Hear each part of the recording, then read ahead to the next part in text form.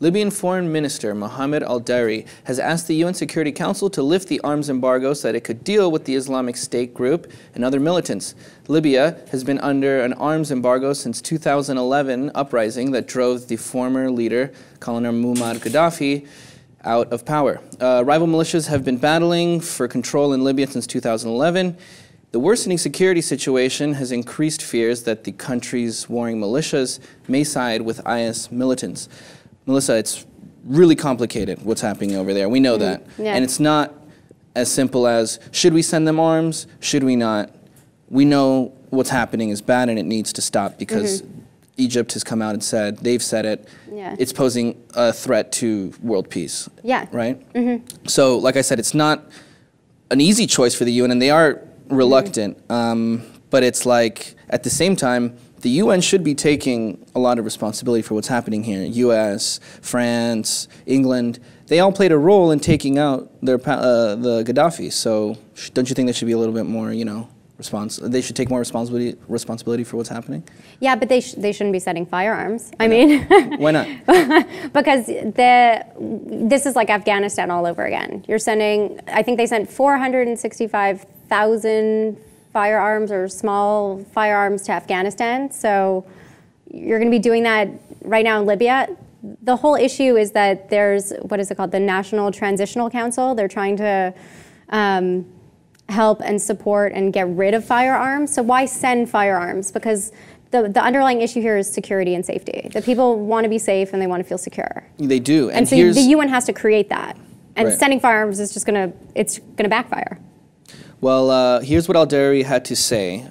He said, Libya needs a decisive stance from the international community to help us build our national army's capacity, and this would come through lifting an embargo on weapons so that our army can receive material and weapons so as to deal with this rampant terrorism.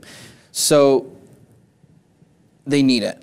Let's be honest. If we don't help, things are just going to get worse, as they are. So we see the removal of the man who, let's be real, he wasn't great. People wanted him out. But we took him out and we were responsible for it. So we should be helping them because we don't see the type of support that they're giving in Iraq, for example, you know? It's nothing even close to that. Gaddafi in 2011 predicted that things like this would happen if the country fell apart, and it did, and now it's happening. I mean, and it affects Europe. Yeah. It's just a few hundred miles off the coast of Italy, so they're, you know, right at this problem is at the forefront, and it's right there, and it really affects everybody. I don't think that they can get involved until more people die and things get worse. Well, I mean, that's the, I don't want to go extreme here and be like the bad advocate here, but the reality is sending arms there is just the worst idea.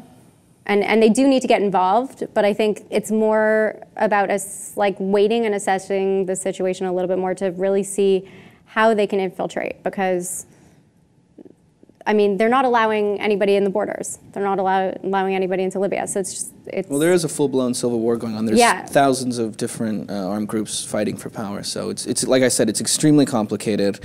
I see it as the U.S. inevitably will have to get involved.